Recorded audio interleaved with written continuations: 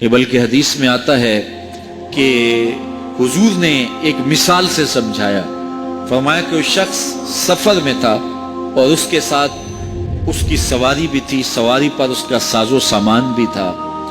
تو راستے میں گرمی کی شدت ہوئی، دوپہر کے وقت ایک درخت کے نیچے سواری باندھ کے خود سونے لگا۔ جب اٹھا تو کیا دیکھا، سواری نہیں ہے۔ تو سواری نہیں ہے تو اس کے اوپر ساز و سامان تھا، وہ بھی نہیں ہے، نہ پینے کا پانی نہ کھانے کا کچھ، اور دور دور تک کوئی آبادی بھی نہیں، صحرا کا سفر تھا۔ تو وہ دائیں بائیں بھاگا اور اونٹنی کو ڈھونڈنے لگا، لیکن اونٹنی دستیاب نہیں ہو پائی۔ تو واپس آ کے اس درخت کے نیچے ٹیک لگا کے بیٹھ گیا اور موت کا انتظار کرنے لگا۔ ظاہر ہے یہاں کوئی دوسرا میرے علاوہ ہے نہیں، تنہا ہوں اور کوئی آبادی نظر آ نہیں رہی، اور پانی بھی سامان بھی اونٹنی پر ہے، نہ سفر کرنے کے قابل نہ کچھ کھانے پینے کا میسر۔ تو اب ریت کو تو کھا نہیں سکتا، تو اب موت ہی موت ہے۔ تو وہ موت کے انتظار میں بیٹھ گیا، اسے یقین ہو گیا کہ بھوک مجھے آج نہیں تو کل مار دے گی۔ تو وہ درخت کے ساتھ ٹیک لگا کے بیٹھ گیا تو اس کی آنکھ لگ گئی۔ تھوڑی دیر کے بعد جب اس کی آنکھ کھلی تو کیا دیکھتا ہے، اونٹنی ماں ساز و سامان پاس کھڑی ہے۔ وہ اونٹنی جو اس کی زندگی کی دلیل تھی، جس پر اس کا سامان تھا، پانی تھا، ضروریات تھیں، وہ اس کے پاس آ کے کھڑی ہے۔ تو پھر اس کی کیفیت ہوئی، اونٹنی کیا ملی، زندگی مل گئی۔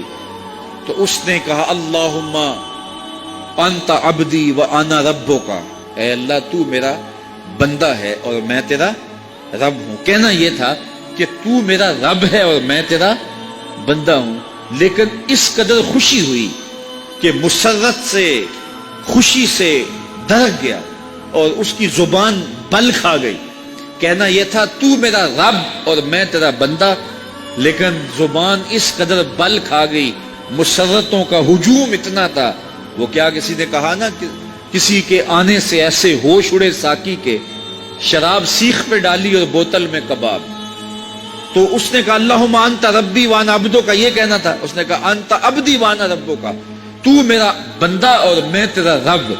حضور نے اس مثال کو بیان کرنے کے بعد فرمایا، صحابہ بتاؤ اس بندے کو کتنی خوشی ہوئی کہ وہ خوشیوں سے دھڑک گیا۔ جب بھی تیری قربت کے امکان نظر آئے، ہم اتنے خوش ہوئے کہ پریشان نظر آئے۔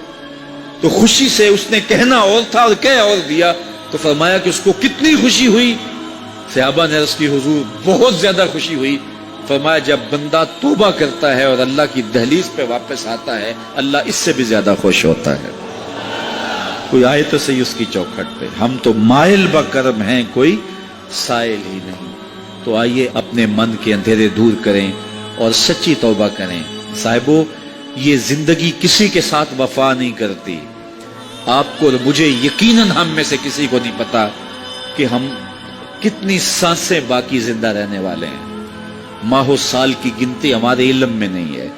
پچھلی زندگی تو ہماری نظر میں ہے کہ اتنے سال گزرے، اتنے بدیوں میں، اتنے نیکیوں میں۔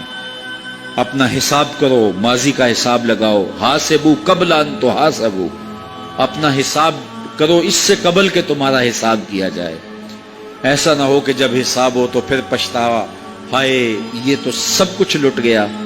لیکن آج میرے اور آپ کے اختیار میں ہے، ما قبل کو آنسوؤں سے، سچی توبہ سے دھویا جا سکتا ہے، اور جو زندگی کی سانسیں میسر ہیں، جو گھڑیاں موجود ہیں، ان کو اللہ کی یاد میں گزارنے کا پکا عزم کیا جا سکتا ہے، تاکہ زندگی کو یاد الہی میں بسر کیا جائے، خدا فراموشی کے عذاب سے نکلا جائے، تاکہ خود فراموشی کی تکلیف سے بچیں اور خدا شناسی سے خود شناسی کی منزل پائیں۔